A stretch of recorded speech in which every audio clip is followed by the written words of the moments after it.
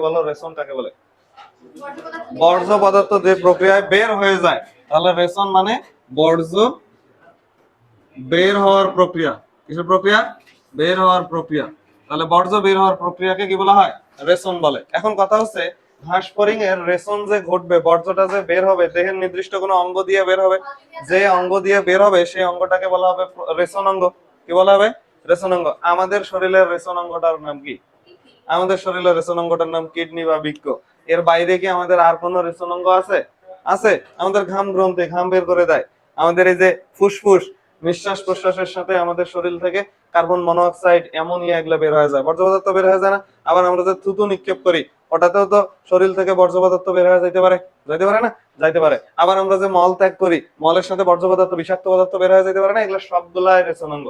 তবে এই সবগুলোর মধ্যে একটা প্রধান অঙ্গ থাকতেছে, প্রধানটার নাম কিডনি। তাহলে ঘাস ফড়িং এরও যারা রেশন সম্পন্ন করে সেগুলোকে বলা হয় রেশন অঙ্গ।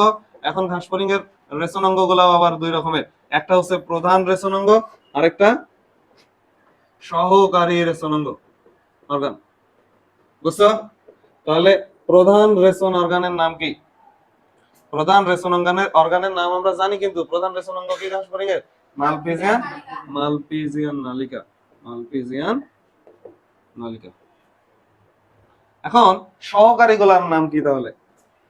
আমাদের শরীরে না হয় সহকারী গুলোর নাম ঘাম গ্রন্থি, ফুসফুস, লালা, আবার হচ্ছে মলত্যাগ, এগুলা প্রক্রিয়া। তো ঘাস ফড়িং এর দেহে সহকারী গুলোর নাম কি? ঘাস ফড়িং এর দেহে সহকারী গুলার কিছু নাম লেখা আছে, দেখো বইয়ের শুরুতে যেখানে বর্জ্য শুরু হয়েছে ওখানে দেখো লেখা আছে। একটার নাম হচ্ছে ইউরেট কোষ। কি নাম? ইউরেট কোষ। তারপর ইউরিকোজ গ্রন্থি। ইউরিকোজ গ্রন্থি। তারপরে আছে নেফ্রোসাইট। তারপর কিউটিকল। এই কিউটিকলটাকে আমরা লিখবো খোলস বদল। খোলস বদল, অথবা ইংলিশে বললে মোল্টিং। কি বলা হয়? মোল্টিং। এটাকেই বলা হচ্ছে কিউটিকল। কি বলা হচ্ছে? আচ্ছা, কিউটিকল শব্দটাও লিখি। খোলস বদল বা মোল্টিং এর অপর নাম কি? কিউটিকল। আচ্ছা, এখন আমি এগুলা বোঝাচ্ছি, দেখো। তাহলে পরীক্ষায় প্রশ্ন করবে ঘাস ফড়িং এর প্রধান রেশন অঙ্গের নাম কি? এমসিকিউ তে জিজ্ঞেস করবে। এমসিকিউ তে জিজ্ঞেস করবে প্রধান রেশন অঙ্গের নাম মালপিজিয়ান নালিকা। তারপরে জিজ্ঞেস করবে নিচের কোনটি ঘাস ফড়িং এর সহকারী রেশন অঙ্গ অথবা কোনটি সহকারী রেশন অঙ্গ নয়, এভাবে প্রশ্নটা করবে। তার মানে এই নামগুলো সব মনে রাখা লাগবে যে এগুলা ওর সহকারী রেশন অঙ্গ। দেখো, এই সহকারী রেশন অঙ্গগুলোর মধ্যে একটা শব্দ, প্রথম দুইটার মধ্যে একটা শব্দ কমন। একটা হচ্ছে ইউরিয়া, একটা ইউরিক অ্যাসিড, তাই কিনা? Urea, uric acid. তাহলে এই কথা কি প্রতীয়মান হয় না? ঘাস ফড়িং এর প্রধান বর্জ্যর নাম কি? ইউরিয়া এবং ইউরিক অ্যাসিড। তাহলে ঘাস ফড়িং এর প্রধান বর্জ্যের নাম কি? ইউরিয়া অথবা ইউরিক অ্যাসিড। তা ইউরিয়া যেটা দিয়ে বের হবে সেই কোষের নাম ইউরেট কোষ। ইউরিক অ্যাসিড যেটা দিয়ে বের হবে সেটার নাম ইউরিকোজ গ্রন্থি। বুঝছো? তাহলে দুইটা সহকারী রেশন অঙ্গের নাম কি? একটা ইউরেট কোষ আর একটা ইউরিকোজ গ্রন্থি। এই দেখো নেফ্রোসাইট লেখা আছে। এটা লুক লাইক মানুষের কিডনির এককের নাম কি? নেফ্রন। কিন্তু অটটাকে তো ডিরেক্ট নেফ্রন বলা যায় না, এটাকে বলা হয় নেফ্রোসাইট। আচ্ছা, আর একটা আছে খোলস বদল বা মোল্টিং। এই ইংলিশ শব্দটাই ভালো করে মনে রাখা লাগবে। বাংলায় যদি ইংলিশটাকে লিখি মোল্টিং। মোল্টিং। বুঝছো? তাহলে খোলস বদল, আমরা ছোটবেলায় অনেক এমন দেখছি না, সাপ এরকম খোলস বদল করি খোসাটা রাখে চলে যাইতো, যায় না? তো আর ওইটা দেখে আমরা ভয় পাইতাম, তাই না? ওইটা আসলে ভয়ের কিছু না। সাপ ওই খোলসটা কেন বদল করছে, এটা হচ্ছে আমাদের প্রশ্ন। প্রশ্ন, সাপ কেন এই খোলসটা বদল করছে? কারণ সাপের দেহে যখন বর্জ্য পদার্থ তৈরি হয়েছে না, সাপ তখন এই বর্জ্য পদার্থ গুলা তার শরীরের নিচে এসে জমা করে রাখছে, স্কিনের নিচে। বুঝছো?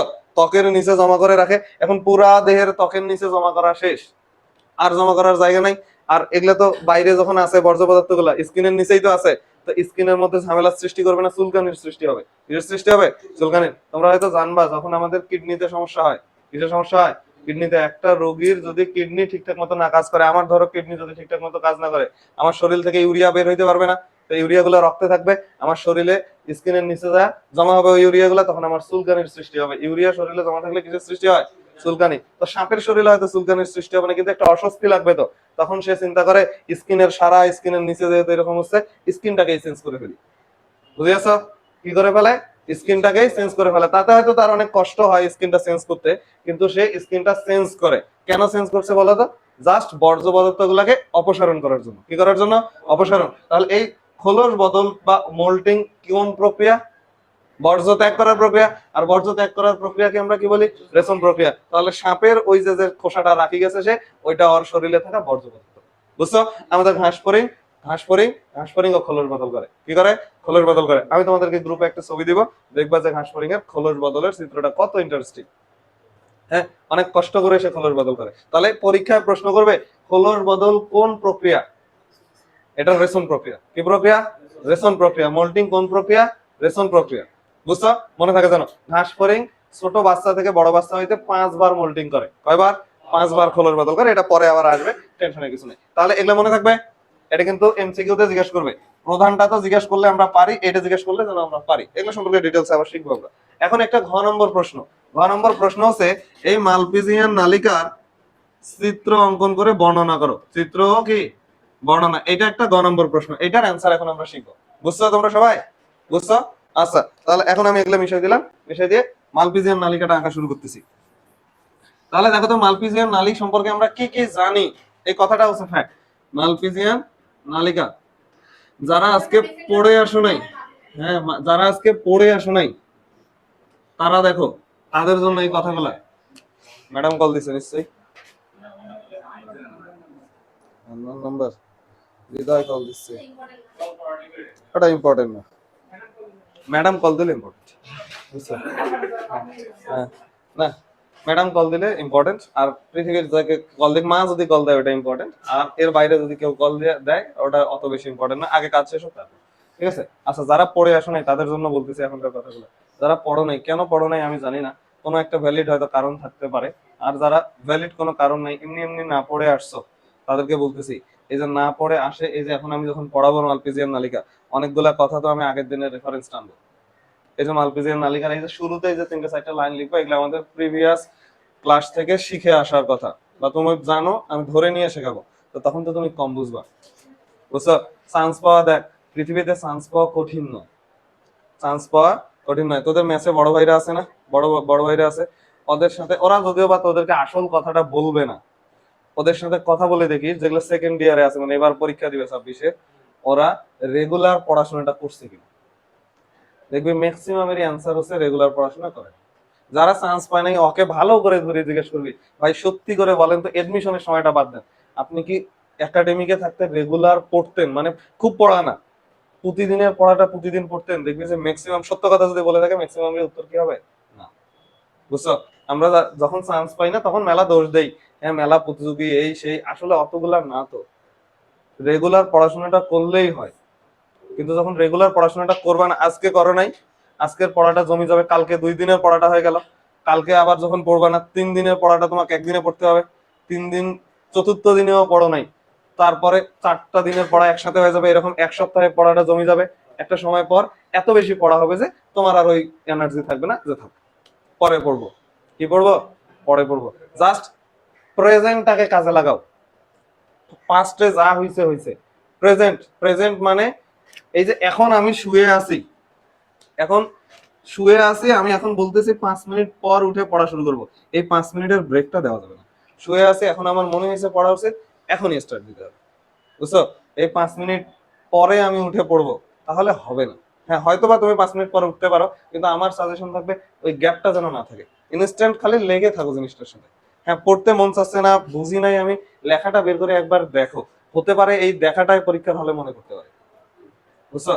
ছোট্ট ছোট্ট জিনিস, ছোট্ট ছোট্ট ফ্যাক্ট, ছোট্ট ছোট্ট জিনিস। আর মনে রাখবা, যখন এই যে এরকম পরিশ্রম করবা, ধরো আশানুরূপ রেজাল্ট হচ্ছে না, বা আমি পড়ে আসছি লিখতে পারলাম না, আজকে পড়ে আসি লিখতে পারো নাই, আবার পরের দিন, এরকম যদি 7 দিন ঘটনা হয়, পড়ে আসছো লিখতে পারো নাই, অষ্টমতম দিনে গিয়ে তুমি পড়ে আসে লিখতে পারবে। বুঝছো?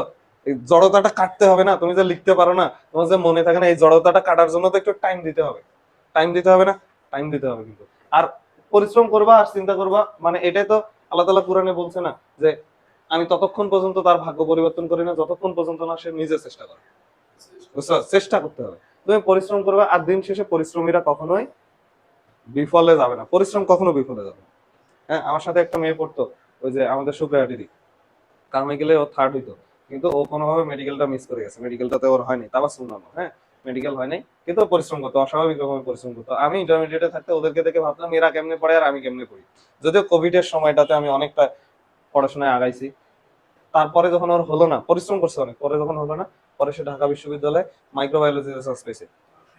পুরো বাংলাদেশে মনে হয় 125 না সামথিং এরকম। হ্যাঁ, পরিশ্রম করলে বৃথা যাবে না, পরিশ্রম করলে বৃথা যাবে না। ওই যে আমার ভাগ্নেটার কথা বললাম না, ওই যে মেডিকেলে 0.25 এর জন্য হয় নাই, বলছিলাম না তোদেরকে, তোদেরকে মনে হয় বলি না, 0.25 এর জন্য হয় নাই, কিন্তু ও পরিশ্রম করছে, ও একটা না একটা জায়গাতে চান্স পেয়ে গেছে। ও কিন্তু কৃষি বিশ্ববিদ্যালয়ে চান্স পেয়েছে, হ্যাঁ, ময়মনসিংহ কৃষি ইউনিভার্সিটিতে চান্স পেয়েছে। প্রত্যেকটা ইচ এন্ড এভরিওয়ান যারা একটু পরিশ্রম করছে ওরাই চান্স পেয়েছে, বুঝছো? এটা হচ্ছে কথা। আচ্ছা, তাহলে তোমরা একটু পড়ে আসবা, অবশ্যই পড়ে আসবা। এখন তোমাদেরকে পিটায়া ওই যে রাগ দেখায় পড়ানো বা কোনো কিছু বোঝানোর সময় নাই, ওই বয়সে এখন তোমরা নাই, একটু বড় হইছো, এগুলো তোমরা নিজেরাই বোঝো, ঠিক আছে? আচ্ছা, এখন আসো মালপিজিয়ান নালিকা সম্পর্কে কি কি আমরা জানি। এই নালীটা সম্পর্কে সবার আগে যেটা জানি, এটার অবস্থান আমাদের জানা। এটার অবস্থান কোথায় ছিল? এটার অবস্থান আমরা শিখছিলাম যে ঘাসফড়িং এর পৌষ্টিক নালীটাকে 3 ভাগে ভাগ করলে এটাকে বলা হয় অগ্র, এটা মধ্য, এটা পশ্চাৎ, স্টোমোডিয়াম, মেসেন্টেরন, প্রক্টোডিয়াম। এই জায়গাটাতে আমাদেরকে থাকতো মালপিজিয়ান নালিকা। তাহলে অবস্থান আমাদের জানা, তাহলে কোথায়? অগ্র, এই কি জন্য মধ্য ও পশ্চাৎ, হ্যাঁ পশ্চাৎ পৌষ্টিক নালী, পৌষ্টিক নালী। এখন তুমি বলো তো পশ্চাৎ পৌষ্টিক নালীর প্রথম অংশটার নাম কি ছিল? ইলিয়াম ছিল, ইলিয়াম ছিল না? তাহলে এই মধ্য পৌষ্টিক নালীর সাথে সংস্পর্শে যদি থাকে, এখানে সবার আগে কোনটা থাকবে? ইলিয়াম না? তাহলে মধ্য পৌষ্টিক নালী ও পশ্চাৎ পৌষ্টিক নালী, অথবা যদি আমি বলি ইলিয়ামের সংযোগস্থলে আছে, মেসেন্টেরন এবং ইলিয়ামের সংযোগস্থলে আছে, ভুল হবে? একই কথা না? একই কথা। আচ্ছা, তারপরে আমরা এটাও বলছিলাম তোমাদেরকে যে মেসেন্টেরন কি যেন বলে মালপিজিয়ান নালিকার সংখ্যায় কয়টা থাকে? মালপিজিয়ান নালিকা, এই মালপিজিয়ান নালিকার সংখ্যায় থাকে 100টা। কয়টা? 100টা, ঠিক আছে? এখন মালপিজিয়ান নালিকার দৈর্ঘ্য আমি তোমাদেরকে বলছিলাম 25 মিলিমিটার। কত মিলিমিটার? একটা নালীর দৈর্ঘ্য, একটা নালীর দৈর্ঘ্য কত? 25 মিলিমিটার, ঠিক আছে? কত মিলিমিটার? 25 মিলিমিটার। তাহলে এই কথাগুলো আমাদের আগে থেকে জানা, এই কথাগুলো আমাদের আগে থেকে কি জানা। এখন কথা হচ্ছে এটার নাম এমন কেন করা হলো মালপিজিয়ান নালিকা? এটা বিজ্ঞানী মালপেজে আবিষ্কার করছে। কে আবিষ্কার করছে? মালপেজে আবিষ্কার করছে, তাই এই নালীর নাম কি হয়ে গেছে? মালপিজিয়ান নালিকা। এতটুকু কথা ক্লিয়ার? এতটুকু কথা বুঝছো? এতটুকু কথা এখন দেখো তোমার বইয়ে আছে, বই বের করো, দেখো যেখানে রেশন শুরুতেই দেখো রেশন প্রক্রিয়া লেখা আছে, কাকে বলে? ওটা তো ক নম্বরে আসতে পারে? আসতে পারে না? আসতে পারে। আমাদের শরীরে যে ইউরিয়া তৈরি হয়, ইউরিয়ার উৎস কি? ইউরিয়ার উৎস আমিষ। কোথা থেকে? আমিষ থেকে আসে। আচ্ছা, ওইটা ওখানে লেখা আছে। তারপরে ওগুলো তো বুঝছোই, বোল্ড আরবের শব্দগুলো। নিচের দিকে দেখ মালপিজিয়ান নালিকা যেখানে হেডিং দেয়া আছে, ওখানে দেখো শুরুতেই লেখা আছে বিজ্ঞানী মালপেজের নাম। ওই আবিষ্কার করছে, তাই এটার নাম কি? মালপিজিয়ান নালিকা। ইতালির মানুষ হয়, এই নাম আমার জানার দরকার নেই। নিচের দিকে দেখো অবস্থান লেখা আছে। কি লেখা আছে? অবস্থান। প্রথম লাইনটা আমি পড়াইলাম, মেসেন্টেরন ও ইলিয়ামের সংযোগস্থল। তাহলে যাহাই ইলিয়াম তাহাই তো পশ্চাৎ পৌষ্টিক নালীর স্টার্ট, তাই তো? একথা নিয়ে কোনো সমস্যা নেই। তারপরে নিচের দিকে দেখ লেখা আছে যে এটা একটা প্রান্ত মুক্ত থাকে, একটা প্রান্ত বদ্ধ থাকে। এই কথা তো আমি তোমাকে পড়াই নাই, পড়াইছি? পড়াই নাই। ওই কথাগুলো এখন আমি পড়াবো। দেখো চিত্রটা যদি আঁকি, মালপিজিয়ান নালীর চিত্র আঁকতেছো। কিসের চিত্র আঁকতেছো? মালপিজিয়ান নালী। তাহলে নিশ্চয়ই নালী থাকবে, এই নলের মতো হবে না? এটা তো এই যে নলের মতো। তাহলে এর একটা মাথা এই যে বন্ধ থাকে, কি থাকে? বন্ধ থাকে। তা আরেকটা মাথা কার সাথে থাকবে? আরেকটা মাথা থাকে পৌষ্টিক নালী। এর কাজ কি? বর্জ্য বের করা না শরীর থেকে? বর্জ্য বের করা। তো বর্জ্য বের করার রাস্তা কি আছে ঘাসফড়িং এ? বর্জ্যটা মলের সাথে বের করে দিতে হবে। কিসের সাথে বের করে দিতে হবে? মলের সাথে। তো মল কোন দিক দিয়ে বের হয়? পরিপাক নালী দিয়ে বের হয়, পৌষ্টিক নালী দিয়ে বের হয় না? তাই এই অপর প্রান্তটা কার সাথে কানেক্টেড থাকে? পৌষ্টিক নালীর সাথে। কার সাথে?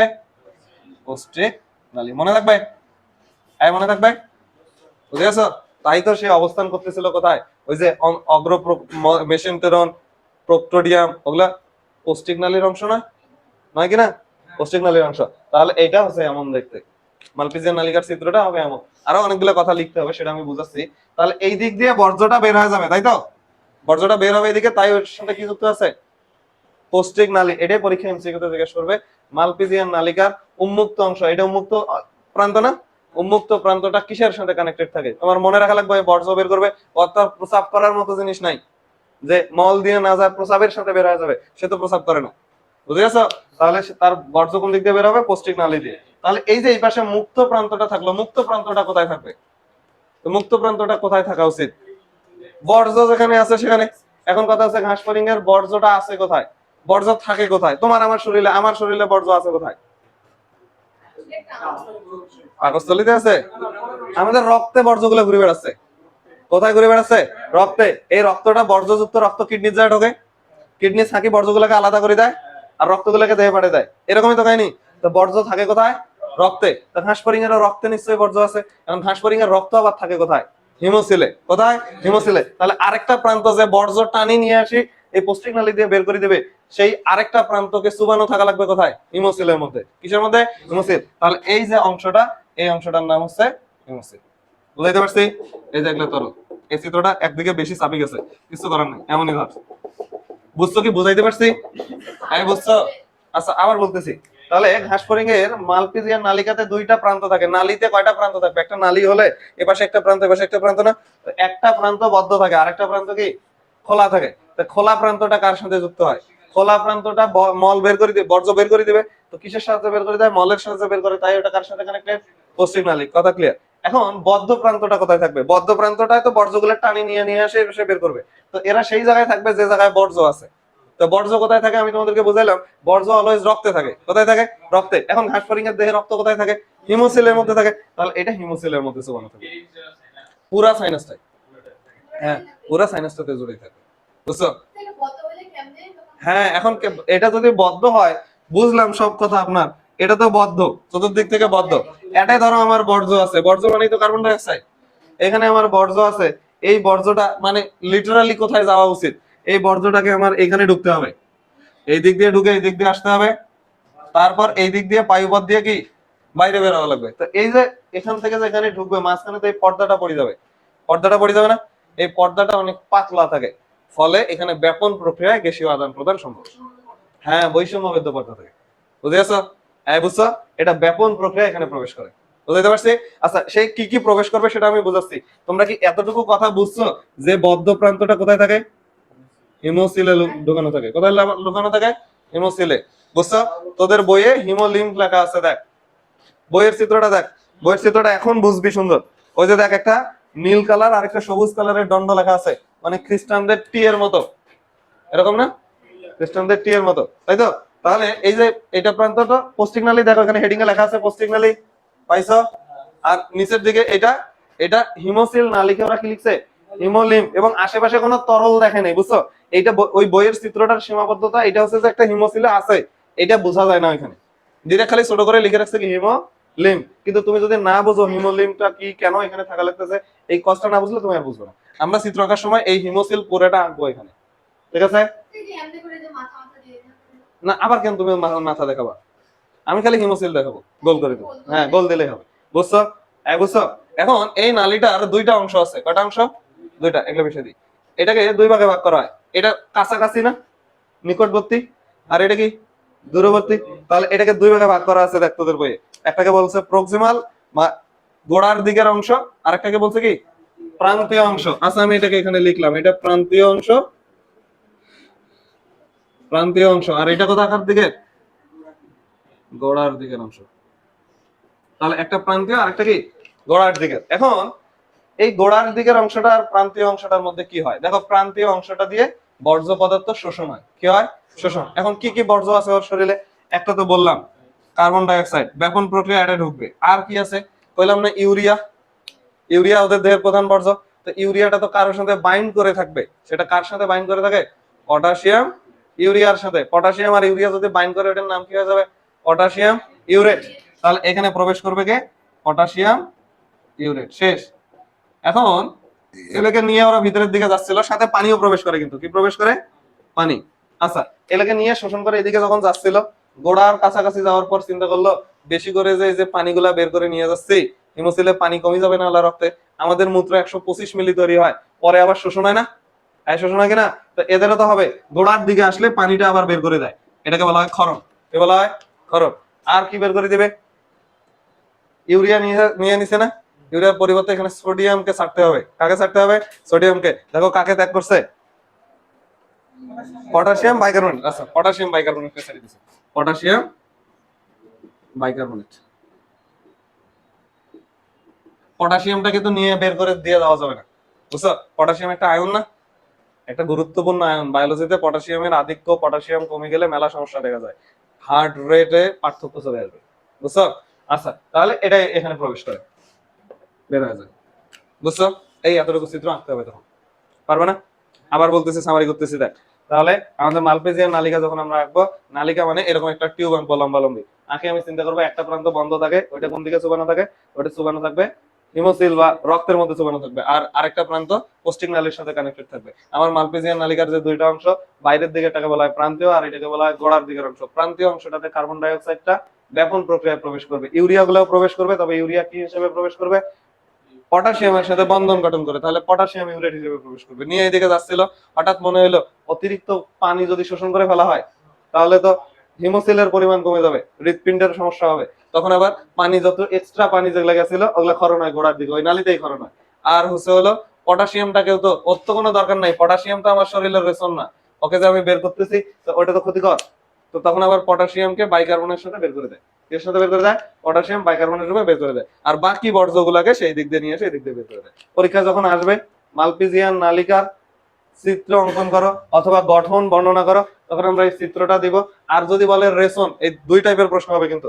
এইটা জিজ্ঞেস করছে সরাসরি মালপিজিয়ান নালিকার গঠন বর্ণনা করো, তখন এতটুকু দিলেই চলবে। আর যদি বলে ঘাসফড়িং এর রেশন বর্ণনা করো, এই টাইপের যদি প্রশ্ন করে যে রেশন বর্ণনা করো, তখন এটা পুরোটা লিখতে হবে। চিত্রটা তো আঁকবাই, আগে বর্ণনা করতে হবে। কি বর্ণনা করবো?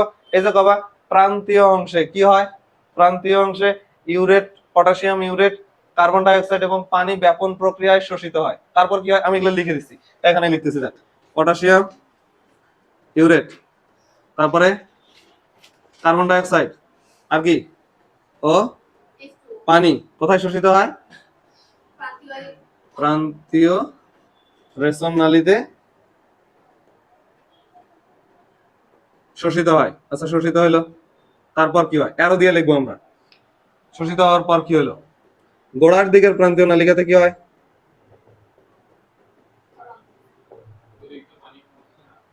নালিকাতে পটাশিয়াম বাইকার্বনেট, সংক্ষেপে লিখি HCO3, HCO3, পটাশিয়াম বাইকার্বনেট ও পানি কি হয়? ক্ষরণ হয়। কোথায় ক্ষরণ হয় বলতো? হিমোসিলে ক্ষরণ হয় না? তো এই কথাগুলোকে তুমি তোমার মতো সাজাইতে পারো। দেখো আমি যা লিখছি তোমাকে যে হুবহু তাই লিখতে হবে ব্যাপারটা এমন নয়। তুমি এমন বলতে পারো যে ঘাসফড়িং এর দেহ গহ্বর অথবা ঘাসফড়িং এর হিমোসিল থেকে potassium urate, carbon die oxide এবং পানি প্রান্তীয় রেশন নালিকা বা প্রান্তীয় মালপেজিয়ান নালিকাতে শোষিত হয়। দেন গোড়ার দিকের প্রান্তীয় কি যেন বলে রেশন নালিকাতে পটাশিয়াম বাইকার্বনেট এবং পানি কোথায় ক্ষরণ হয়? হিমোসিলে ক্ষরণ হয়, হিমোসিলে ক্ষরণ হয়। তারপরে কি হয়? তারপর বর্জ্য কোথায় যায়? পৌষ্টিক নালী দিয়ে নিষ্কাশিত হয়। নিষ্কাশন হয় না? নিষ্কাশন হয়। এটাই আমি কি, এটাকে আমরা কি বলি? এটাই তো রেশন। শেষ হলো। এভাবে রেশন প্রক্রিয়া সম্পন্ন হয়, বুঝছো? এখন কি আমি বর্ণনা লাইন বাই লাইন লিখতেই থাকবো অনেকগুলা? এটা তো আমার 3 নম্বরের জন্য আসছে। আমি তো একটা চিত্র দিছি যেটা দিয়ে আমি আগে 3 নম্বর পাইতাম, আবার দিছে চিত্র দেওয়া লাগছে, আবার এটা দেওয়া লাগছে, তো অত তো বেশি লিখবো না আমি তখন, বুঝছো? হ্যাঁ বুঝছো? তার মানে এই চিত্রটা তোমার আঁকা লাগবে। চিত্রটা কোথা থেকে শুরু করব, কোথা থেকে শেষ করব, বাড়িতে যখন পড়বা, পড়ে বই বন্ধ করে একবার না দেখে লেখা ট্রাই করবা, তখন দেখবা অনেক কিছু মনে থাকবে না। কোনটা? এটা, এটা, এটা তো লম্বা আছে মানে পৌষ্টিক নালী, এটাও নালী না? এটাও তো, হ্যাঁ এটা তো সামনের দিকেও আছে, এটা পিছনের দিকেও আছে না? এটার একটা পার্ট আমরা দেখাইছি খালি, বুঝছো? কোন জায়গাটা দেখাইছি? মেসেন্টোরন আর ইলিয়ামের সংযোগের স্থলে এই জায়গাটা দেখাইছি, বুঝছো? হ্যাঁ আরো আছে, পুরো নালী আছে, 100টা থাকার জন্য আরো জায়গা আছে। এগুলো তো ছোট ছোট 25 মিলি করে সাইজ দেখাইলাম না, 25 মিলি করে। কয়টা থাকে টোটাল রেশন নালী ওদের? 100টা। মালপিজিয়ান নালিকা টোটাল কয়টা? 100টা। এগুলা দেখো ওখানে বইয়ের চিত্রটা আশা করি আমি বুঝাইতে পারছি, বুঝছো না? এখন উপরের দিকে দেখ কার্য পদ্ধতি বা রেশন পদ্ধতি, এই হেডিংটা দেখছো চিত্রের উপরে, ওটার উপরে লিখে রাখ। এগুলো তো তোরা লিখে রাখিস না, চিত্রটাতেই লিখে রাখ। এটা গ নম্বরে আসবে, আবার রেশন প্রক্রিয়া এটাও গ নম্বরে আসবে, দুটাই অ্যান্সার করা শেখাইলাম।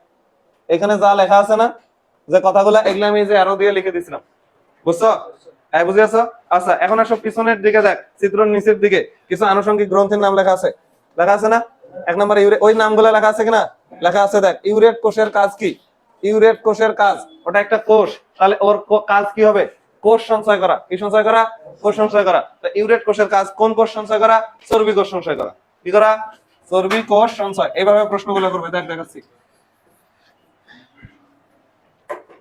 এভাবে জিজ্ঞেস করবে, ইউরেট কোষ কোন কাজ করে? এর কাজ কি?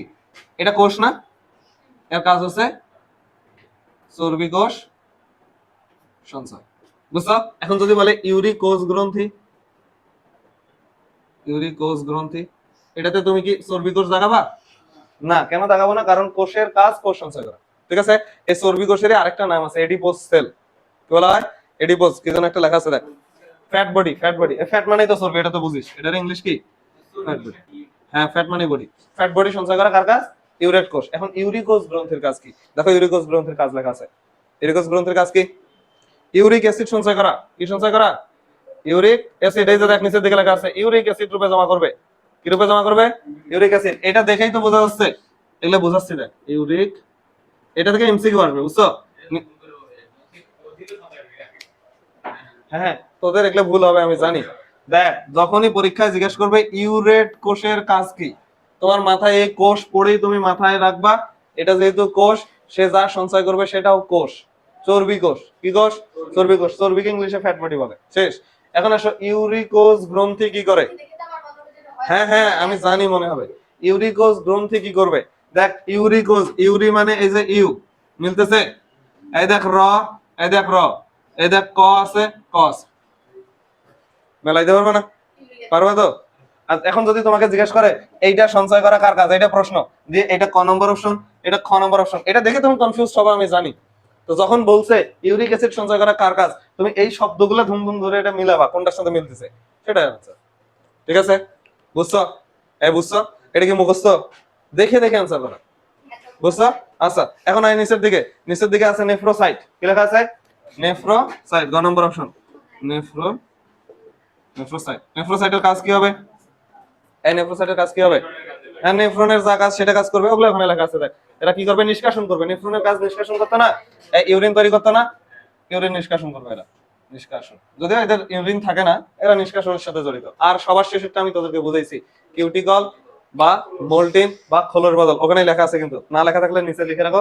কিউটিকল মানেই হচ্ছে, কিউটিকল আমরা বলি না গাছের কিউটিকল আছে, কিউটিকল মানে বহি আবরণ, তাহলে বহি আবরণটা চেঞ্জ করে ফেলা। শেষ, রেশন প্রক্রিয়া শেষ হলো। হ্যাঁ, এটা আছে। রেশন প্রক্রিয়া শেষ হলো। রেশন প্রক্রিয়ার প্রশ্ন কি বুঝছো? দুই টাইপের প্রশ্ন হয়। নেফ্রোসাইট, এটার কাজ কি? আমাদের শরীরে নেফ্রনের কাজ কি? মূত্র বের করে দেওয়া। বের করে দেওয়া মানে কি? নিষ্কাশন করে না? তাহলে এই ধরনের নেফ্রোসাইটের কাজ হবে নিষ্কাশন করা। বুঝছো? হ্যাঁ, বুঝছো? আচ্ছা, আশা করি বুঝছো। নেফ্রন নিষ্কাশনের সাথে জড়িত। দন্তন্য দন্তন্য এভাবে মেলে। আচ্ছা, তোরা একটু পড়াশোনাগুলোকে একটু মজাদার করে পড়ার ট্রাই করবি। তোরা পড়াগুলোকে জটিল করিস। সহজ করলে সহজ হবে, জটিল করলে জটিল হবে। ঠিক আছে? জটিল করা যাবে না। এখন আয়, হ্যাঁ, এপাশে দেখ, তারপরের গুলো আমি আর জানি না। তারপরে মালপিজিয়ান নালিকা, মালপিজিয়ান বডি বলে একটা পার্থক্য দেয়া আছে, দেখো। এখন কথা হচ্ছে, মালপিজিয়ান নালিকাতে বুঝলাম, মালপিজিয়ান বডির নাম শুনছিলা জীবনে? হ্যাঁ, মানব দেহে আছে। কোথায় আছে? মানব দেহে। কোনটাকে মালপিজিয়ান বডি বলে? হ্যাঁ, গ্লোমেরুলাস আর গোমান্স ক্যাপসুল, এই দুটাকে একত্রে রেনাল কর্পাসুল বলে। কি বলে? Renal corpuscle. আর ওইদিকে প্রক্সিমাল, ডিস্টাল আর লুপ অফ হেনলি, এগুলাকে বলা হয় রেনাল টিউবিউলস। কি বলা হয়? Renal tubules. ও, তোদের এগুলো নাই? তোরা কি শর্ট সিলেবাস? তোদেরকে তো এগুলো পড়াইছে, তাতেই মার্ক দিছে, এখন আর দিবে না। আচ্ছা, তোরা মনে রাখ, মালপিজিয়ান বডিটা মানুষের রেচন অঙ্গের একটা অংশ। মানুষের কিডনির একটা পার্টসের নাম হচ্ছে মালপিজিয়ান বডি, আর মালপিজিয়ান নালিকা হচ্ছে ঘাসফড়িং। এতটুকু বুঝলেই চলবে। এই বক্সটাতে ওইটা শব্দ লেখা আছে এখানে, ওই যে 2 নম্বরে দেখ লেখা আছে, এটা হচ্ছে পতঙ্গের, আর এই 1 নম্বরেই লেখা আছে ঘাসফড়িং এর, এটা আর এটা গেল। এখন আসো সংবেদী অঙ্গ। এই হয়েছে।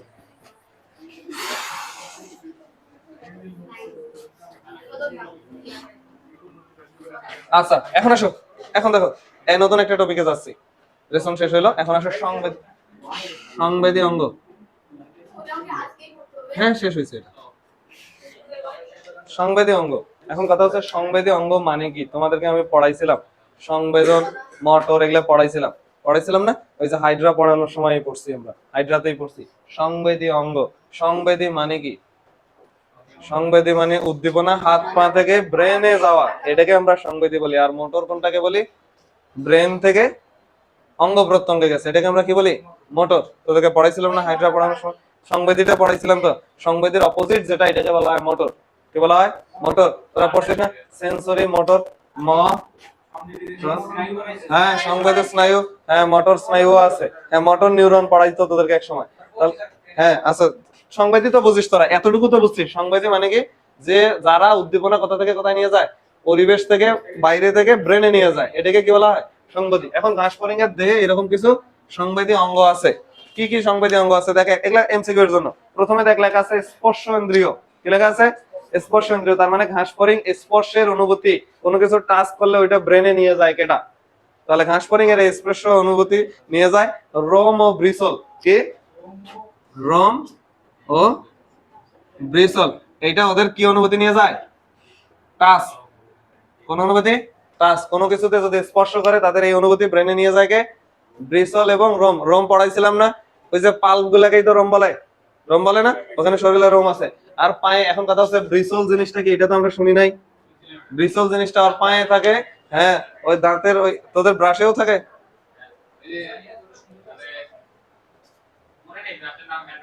হ্যাঁ হ্যাঁ ব্রিসল বলে ওইটাকে। ওইটা দিয়ে তারা স্পর্শ করে, ওই দাঁতের ওই এরিয়াতেই আছে ওইটা। ঠিক আছে? তাহলে রোম আর ব্রিসল ওদের কি অঙ্গ? স্পর্শের অঙ্গ। তারপরে কি আছে? ঘ্রাণ। ঘ্রাণ মানে স্মেল। তাহলে এই ঘাস ফড়িং স্মেল পাইতে পারে, সেই স্মেল নাই কি দ্বারা? অ্যান্টেনা দ্বারা। কি দ্বারা? অ্যান্টেনা।